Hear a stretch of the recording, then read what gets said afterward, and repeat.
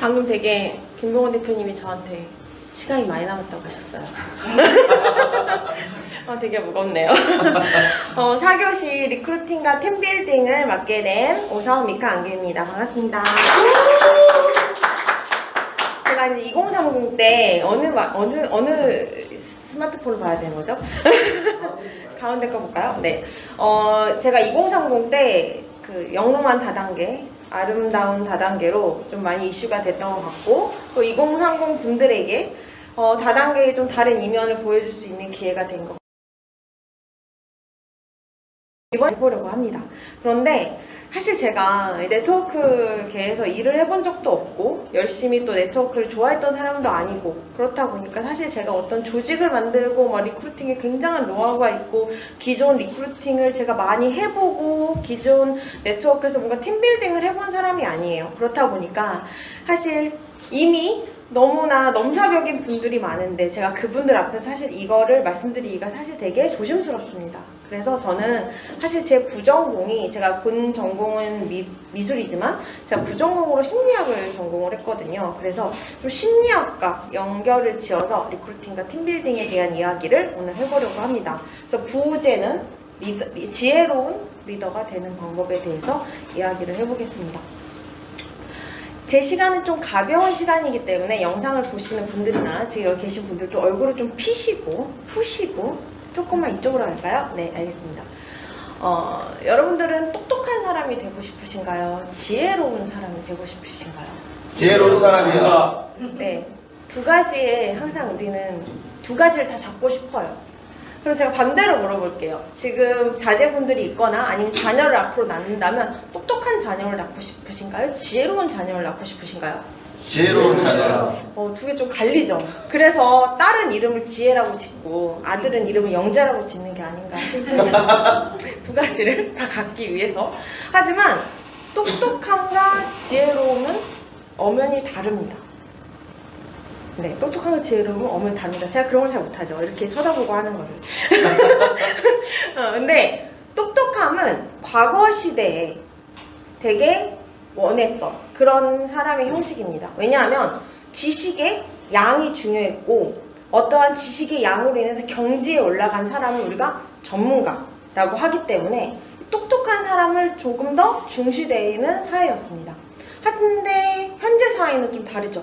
현재 사회에서는 이미 AI, Artificial Intelligence, 인공지능이 이미 지식의 양은 걔가 다 흡수를 해버렸고, 우리에게 필요한 거는 지혜로운 인간이 아닌가 싶습니다.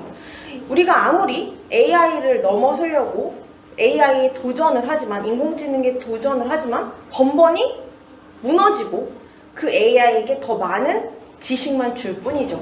그런데 인간은 계속 도전을 합니다. AI보다 내가 더 똑똑해질 수 있을 것이라고 생각하면서 말이죠. 그런데 인간 맞으시죠? 그러면 여기 계신 분들 모두 AI보다 더 뛰어난 능력이 한 가지 있습니다. 제가 질문을 드릴 거예요. 경계하지 마세요. 네, 아니오로만 대답을 하시면 됩니다.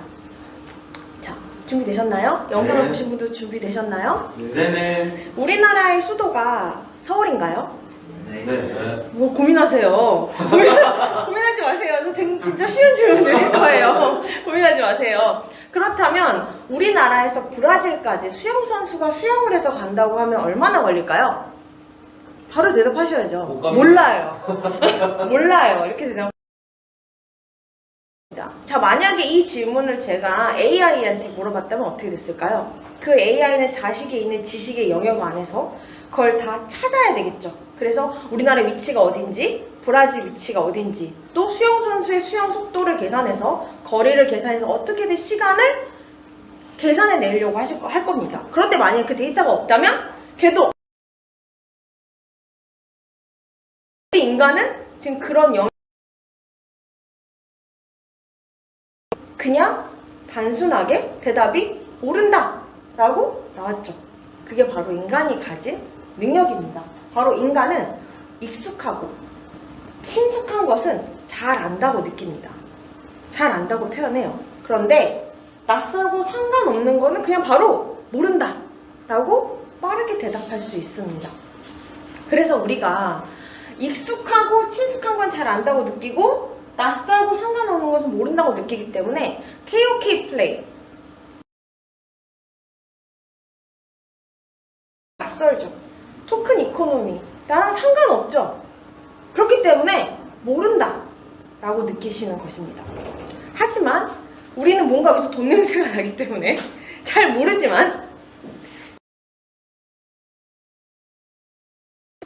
근데 인간이 가진 독특한 능력이 하나 있습니다. 그게 바로 익숙 있는 건데 이게 왠지 낯설어. 이때 창의성이 극대화됩니다. 내가 분명히 잘 알고 있는 건데 낯서네? 이때 갑자기 뭔가 여기에 집중하게 되고 뭔가 좋은 아이디어가 떠오르고 창의성이 갑자기 극대화되는 것이죠. 그래서 저는 지금 현재 2030들이 디지털 컨텐츠, 사실 디지털 컨텐츠 없이 2030들이 살아갈 수가 없죠. 블록체인도 사실 그들은 어느 정도 눈에 보이지 않는 삶을 살아왔어요. 그래서 자기가 맨날 스마트폰 가지고 있고 뭐 어찌됐든 이거 가지고 컨텐츠도 하고 하는데 지금 KOK 플레이는 이 익숙함에서 뭔가 낯설음이 느껴지는 거예요. 그렇기 때문에 2030들이 더 여기에 많은 시간을 쏟으려고 하고 뭔가 자기의 창의성을 극대화시키려고 하는 것 같습니다. 이게 세계 최초로 나온 제임스 와트가 만든 초창기 증기기관차입니다. 제가 이걸 초등학생들에게 딱 보여주면 초등학생들이 아마 저한테 그럴 거예요. 마스크 안 꼈어요. 그렇겠죠? 근데 실제로 이렇게 만들었습니다. 그래서 이 기관차를 운영하는 기관사들이 엄청나게 많이 죽었습니다. 이 매연을 다 마셨을 거 아니에요, 저 기관사. 근데 왜 이렇게 만들었을까요? 이전 시대에 마차가 모델이었기 때문입니다. 마차를 보고 당연히 기관차는 저 맨 앞에 사람이 저렇게 타서 운전을 해야 된다고 생각을 해서 저렇게 만든 거죠. 그래서 익숙함과 친숙함이 가장 위험합니다. 근데 지금 사실 좀 연배가 있으신, 좀 네트워크 마케팅을 해보신, 소위 말해서 옥장판도 좀 팔아보신, 다단계에서 내가 30년 정도 따라오면 사람들 다 따라와. 난 조직을 갖고 있어. 나 모셔봐야지. 나 대접받아야지. 이렇게 생각하신 분들 가장 위험합니다. 지금 다단계 문화는 바뀌고 있습니다. M&M 마케팅은 바뀌고 있습니다. 본인들이 느꼈던 익숙함과 친숙함이 가장 나를 위험하게 만든다고 생각하셔야 됩니다. 여기 연필이 보이죠? 여기 연필인데 연필이 나온 게 1585년입니다. 이 전까지는 뭘 사용했을까요? 붓, 만년필 이런 거 사용했죠. 붓, 만년필 하면 어떤 거 떠올라요? 조심히 써야죠. 잘못 쓰면 큰일 나잖아요. 그쵸? 벌벌벌 떨면서 쓰잖아요. 우리 연필 생각하면 어때요? 지울 수 있다고 생각하잖아요. 그쵸? 그런데 이 연필이 나왔을 때는 얘도 조심히 사용해야 될 도구였습니다. 언제까지요? 지우개가 나오기 전까지요. 그런데 이 지우개는 200년 후에 나왔습니다. 그러니까 한마디로 붓과 만년필처럼 이 연필을 200년 동안 조심히 사용한 거예요. 그리고 지우개가 200년 후에 나왔어요. 그런데 지우개랑 연필을 합친 건 그로부터 80년 후입니다. 우리는 지금 너무 당연히 연필, 지우개를 너무 쉽게 사용하고 있지만 사실은 아니라는 거죠. 그래서 나를 익숙하고 이렇게 친숙한 환경으로 유지시켜주는 사람들, 그냥 그 밥에 그 나물, 이 사람들은 나에게 도움이 되지 않는 사람들입니다. 이 관련 데이터가 이 0.01%의 학생들에게 답을 주고 있습니다. 이 데이터는 심리학 교수인 김경일 교수님께서 데이터를 만들어 주신 걸 제가 인용을 한 건데요. 상위 0.01 학생들 딱 들으면 어떤 생각 드세요? 굉장히 똑똑하고 아니면 부유한 집에서 자랐거나 IQ가 굉장히 높을 것이다 이런 생각을 하잖아요. 그런데 평범한 집안에 평범한 IQ를 갖고 있는 아이들에 대한 데이터입니다. 전 세계 우리나라에서 공부 잘하는 애들을 모아놓고 문제를 냈는데 이 상위 0.01% 평범한 학생들, 평범한 IQ를 갖고 있는 친구들 바로 나는 전교 꼴찌가 와서 나에게 질문을 해도 싫어하지 않는다. 친절하게 답을 해줄 의향이 있다. 라는 것이었습니다. 근데 그들은 전교 1등을 우선 싫어합니다. 그리고 본인들이 공부를 잘한다고 생각해요. 그런데 오히려 이 0.01% 학생들은 꼴찌가 오든 전교 2등이 오든 그냥 친절하게 난 답을 다 해줄 의향이 있다고 얘기를 하는 것입니다. 그런데 그 중에서 그 교수님이 얘기한 것 중에 좀 독특한 내용이 있습니다. 내가 전교 1등이라고 가정을 해봅시다. 자, 지금 내가 전교 1등인 거야 갑자기 신이 나죠. 전교 1등, 남들이 다 우러러보는. 전교 2등이어서 나한테 질문을 해요. 뭐 어떤 질문을 할까요? 만약 수학에 관한 질문을 한다고 칩시다. 자, 내가 지금 문제를 다 풀었는데 여기 답이 잘 안 나와. 답이 자꾸 이상한 데로 가. 여기서 뭐가 문제가 있는 거야? 이런 질문을 하겠죠? 그러면 전교 1등도 아마 꼬집어주기가 쉬울 거예요. 그럼 꼴등은 나한테 와서 어떤 질문을 할까요? 꼴등이 나한테 와서 어떤 질문을 할까요? 그런 뭔가 식을 나한테 갖고 올까요? 전혀 그렇지 않겠죠. 꼴등이 전교 1등한테 이런 질문을 했답니다. X 옆에 2는 왜 작아?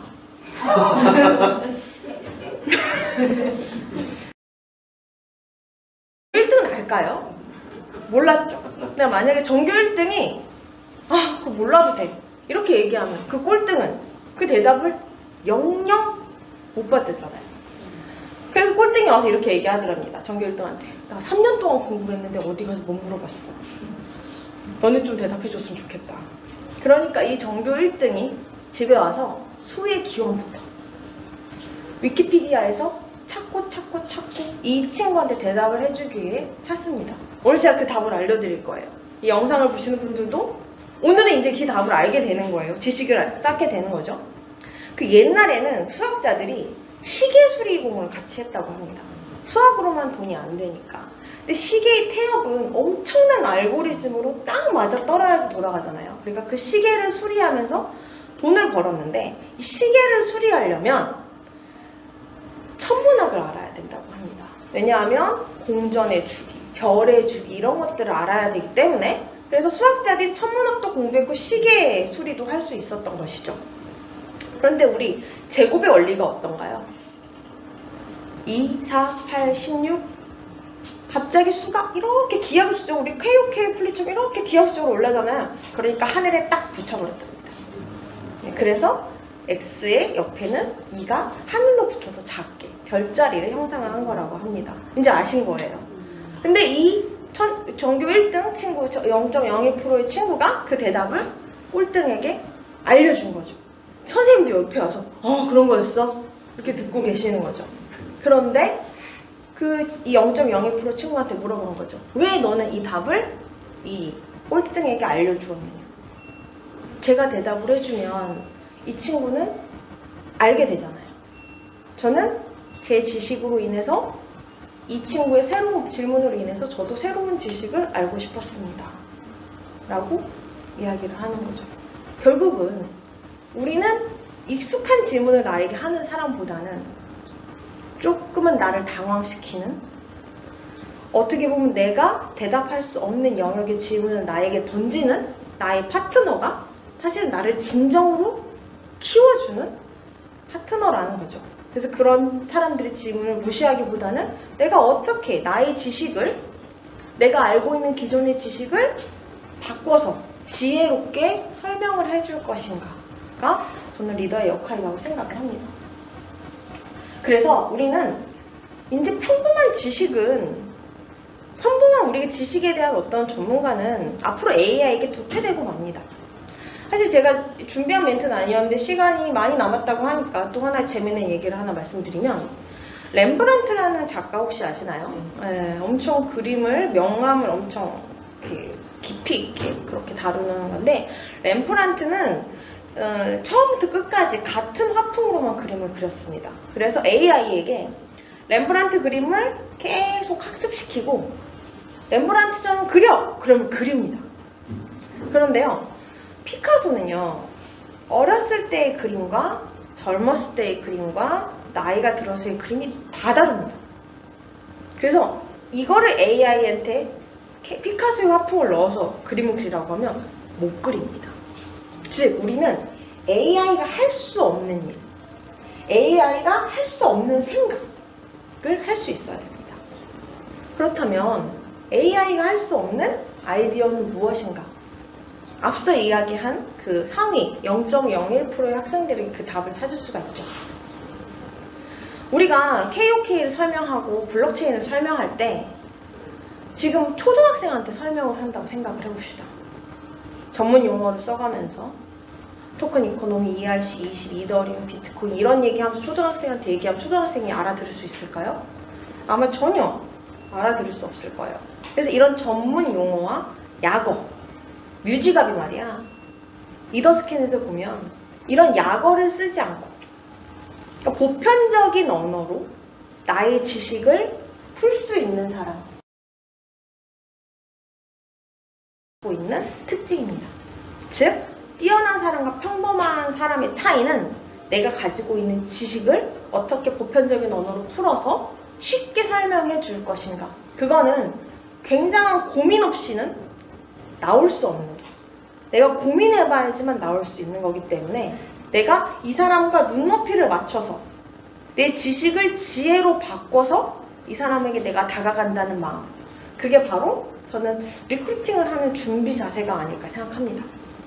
내가 어떤 언어로 풀던지 너는 그냥 알아들어야 되고 나는 전문가니까 너가 내 밑에서 열심히 공부해서 배우다 보면 넌 알아서 똑똑해질 거야. 그 지식이 없는 사람이든 내가 이 사람의 눈높이에서 맞춰서 풀어줄 수 있는 것이 저는 리크루팅의 자세라고 생각을 합니다.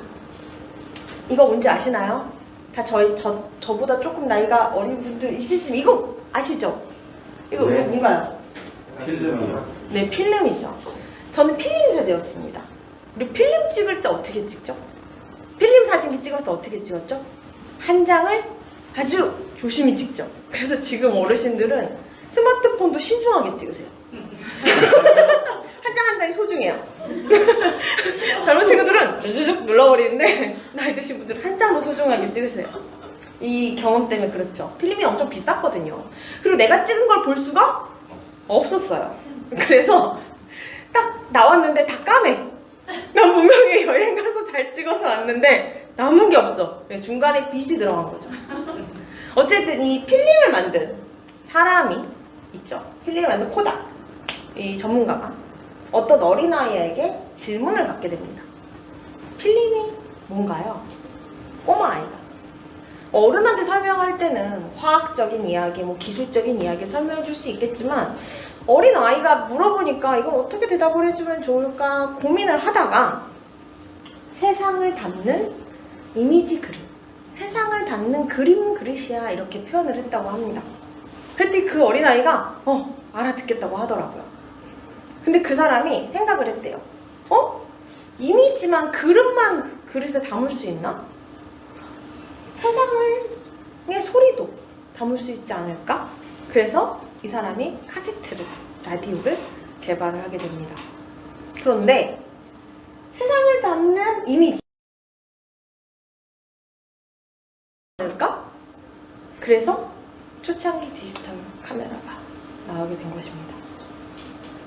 즉, 한 번도 받아보지 못했던 질문. 꼬마아이가 필름이 뭐예요? 그렇게 물어본 사람이 없었던 거죠. 그 전문가한테. 한 번도 받아보지 못한 질문에서 완전히 다른 각도로 내가 생각해볼 기회가 생기는 것입니다. 그러니까 내 파트너가 어리든 나이가 있든 어떤 이상한 질문을 하더라도 내가 이 사람 눈높이에서 어떻게 대답을 해줄까를 지혜롭게 생각을 해야 된다는 것이죠. 자, 어떤 팀을 만들고 싶으신가요? 좀 막연하지만 제가 생각할 때는 좀 나이가 연배가 있으신 분들은 젊은 친구들과 파트너를 하고 싶고 또 좀 젊은 친구들은 조금 자본력이 있는 좀 연배가 있는 분들 한마디로 시대를 아우르고 세대를 아우르는 좀 세대가 소통할 수 있는 그런 팀을 만들고 싶을 거라 생각합니다. 젊은 사람들이라고 해서 젊은 사람들끼리만 팀을 하고 싶고 나이가 드신 분들이라 나이 드신 분들만 팀을 하고 싶고 그렇진 않거든요. 네, 뭔가 소통하고 싶은 그런 게 우리는 존재합니다. 그런데 이 우리나라가요, 다단계 문화에 아주 최적화되어 있는 민족입니다. 한국 다단계 잘하나요? 그러니까 전 세계의 많은 그 다단계 물류 네트워크들이 우리나라에 들어오잖아요. 우리나라가 관계주의 문화가 있기 때문입니다. 우리는 나보다는 우리를 더 사랑하는 문화예요. 그래서 외국인들은 전혀 이해하지 못해요. 보통 저 방금 뭐라 그랬죠? 우리나라. 그리고 저 어디 가죠? 우리 집. 그리고 저랑 같이 사는 사람은 우리 남편, 우리 아들. 이거 외국어로 바꾸면 our country, our husband 다 공유해요. 나의 배우자와 나의 집을 다 공유해요. 많은 사람들과. 저는 외국 사람들은 이해하지 못해요. 그런데 우리는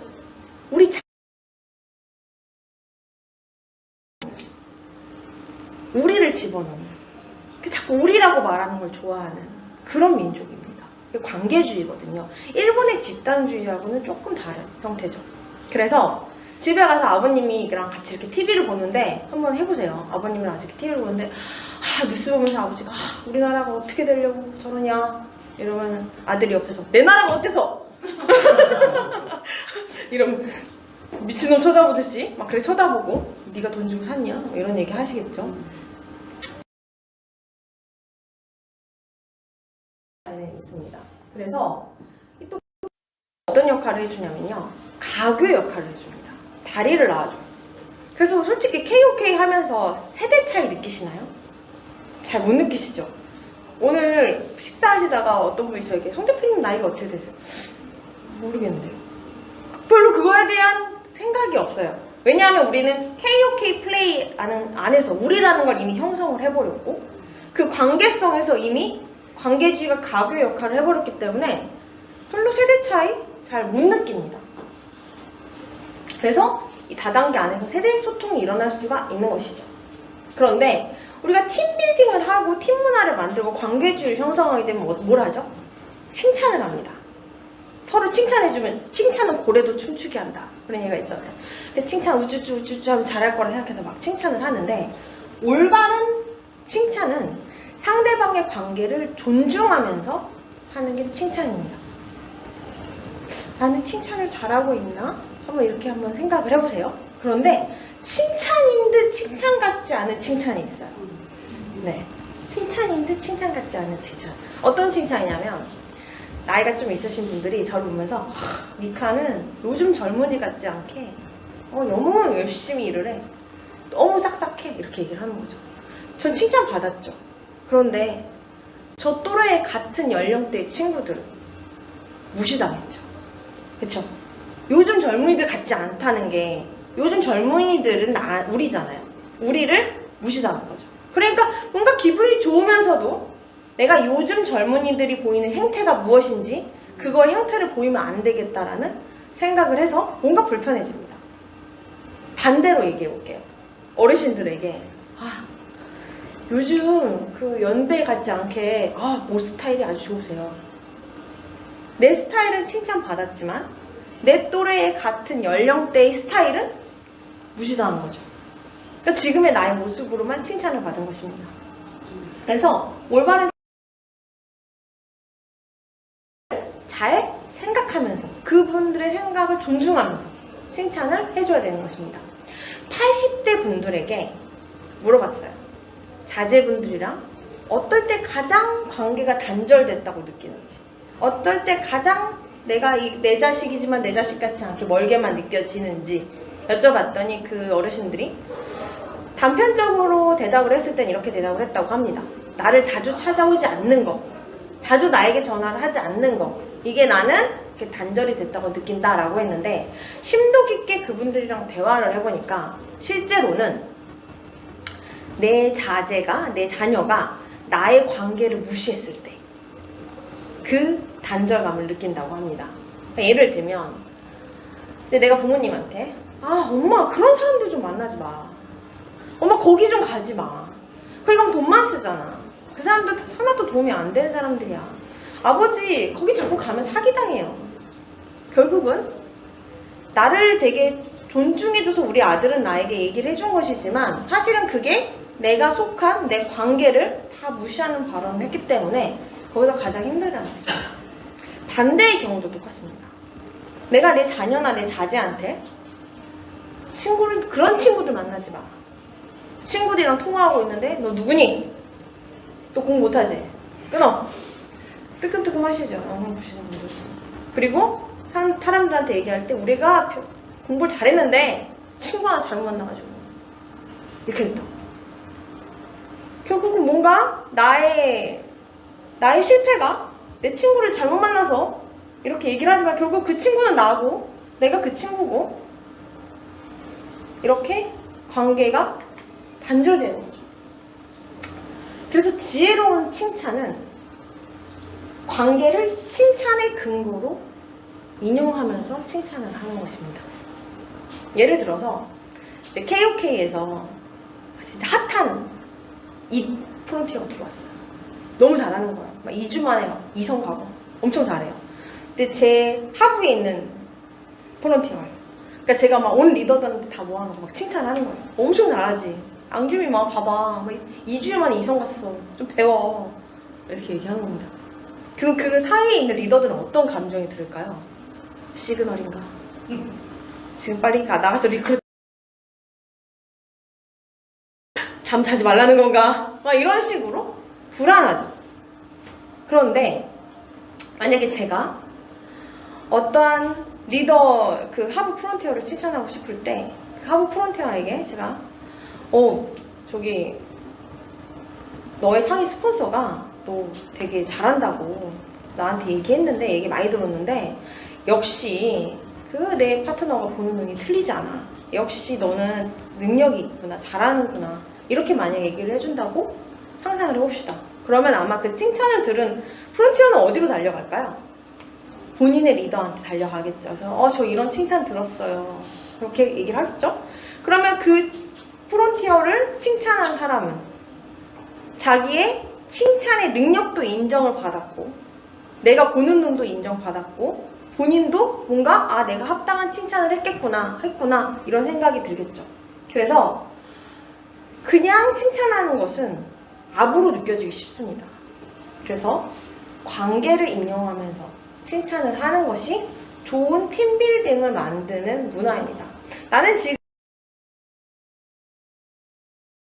그 사이에 있는 불편한 관계를 만들면 안 된다는 것입니다. 대한민국에는 아주 관계주의인 단어가 있습니다. 바로 훈수입니다. 외국 사람들이 되게 신기해하는 문화예요. 훈수. 그래서 이 단어를 영어로 표현을 해보려고 어드바이저? 헬퍼? 팁? 이렇게 하다가 도저히 그거는 해석이 안 돼요. 그래서 그냥 훈수. 어떠한 영어 단어로도 이걸 표현할 수가 없어요. 한국만의, 대한민국만의 독특한 관계주의적 단어예요. 훈수입니다. 자, 훈수. 멀리서 보면 답이 보이죠? 내 거는 잘 못 풀어요. 근데 남이 잘 못 푸는 거 보면 답이 보여요. 그래서 내 가족, 내 조직에서는 뭔가 그 해답을 찾을 수가 없는데 다른 조직, 다른 가정의 문제는 잘 보여서 그거에 대한 훈수를 우리는 둡니다. 사진에서도 보면 저 꼬마아이가 바둑에 대해서 뭘 알겠습니까? 근데 가서 여기! 라고 딱 찍잖아요. 이렇게 멀리서 보면 잘 보입니다. 그래서 우리는 남의 부모님한테 자랑을 하고 있습니다. 그래서 우리는 여기서 지혜로움을 얻어야 돼요.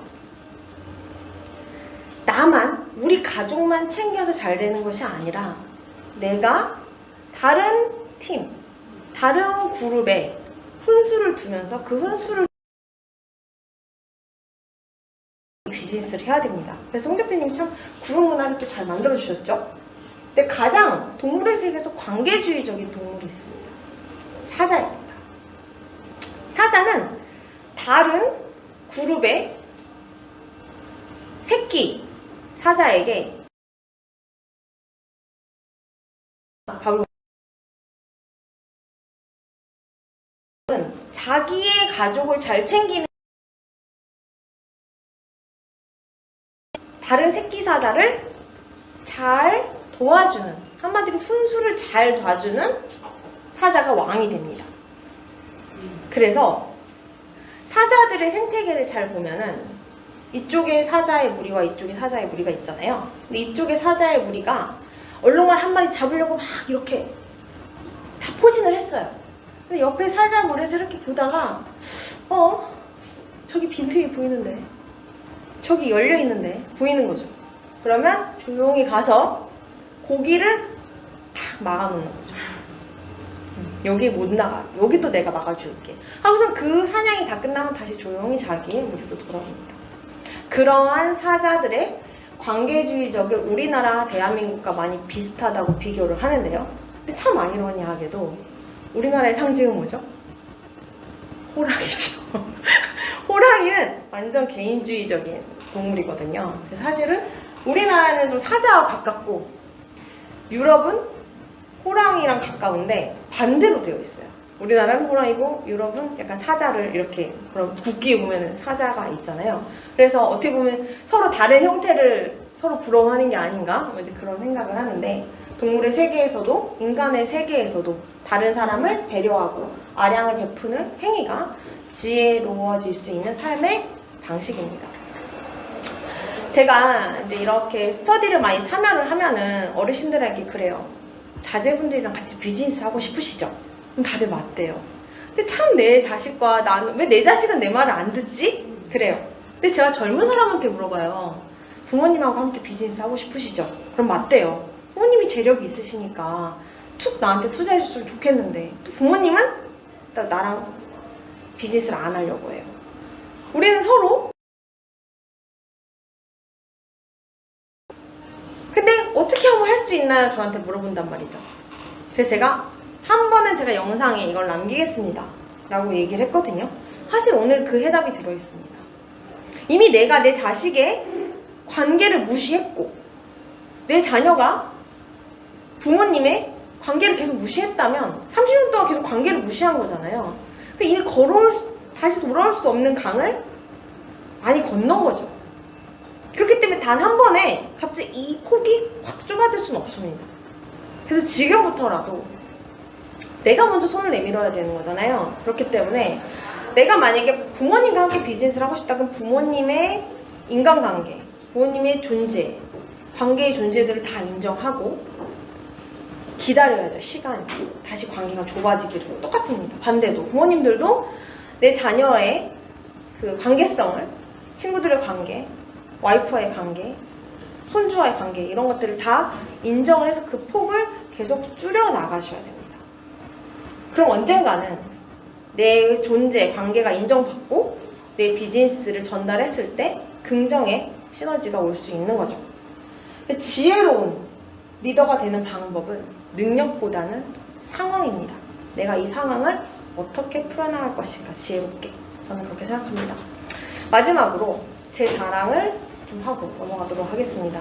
저에게는 고등학교 1학년 아들이 있습니다.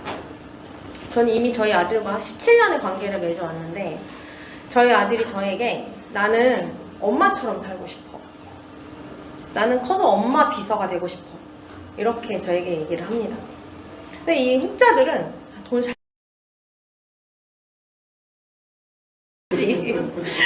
이렇게 얘기를 합니다. 하지만 그게 아닙니다. 저는 17년 동안 저희 아들의 선택과 관계를 계속 존중해줬기 때문에 저희 아이도 저희 선택과 저희 관계를 존중하는 것입니다. 그래서 서로의 존중이 맞아떨어졌기 때문에 저희 아들이 저에게 그런 얘기를 하고, 저도 흔쾌히 나도 좋아, 나도 좋게 생각해 라고 관계를 지속적으로 좋게 유지해 나갈 수 있는 하나의 키워드를 선택한 거죠. 물론 KOK를 통해서 저희 아들도 또 더 많은 또 저희 다른 면을 보고 있을 거라 생각을 합니다. 알게 모르게 다 보고 있잖아요. 그래서 비즈니스의 핵심은 가족에서부터 시작을 한다고 생각합니다. 내가 가족 안에서 나를 인정받고, 나의 관계성을 인정받고, 나 또한 내 가족들의 모든 관계를, 존재를 인정해주면서 지혜로운 리더로 성장하는 발판이 가족이 되었으면 좋겠습니다. 오늘 리크루팅과 팀빌딩 강의 이만 마치도록 하겠습니다. 감사합니다.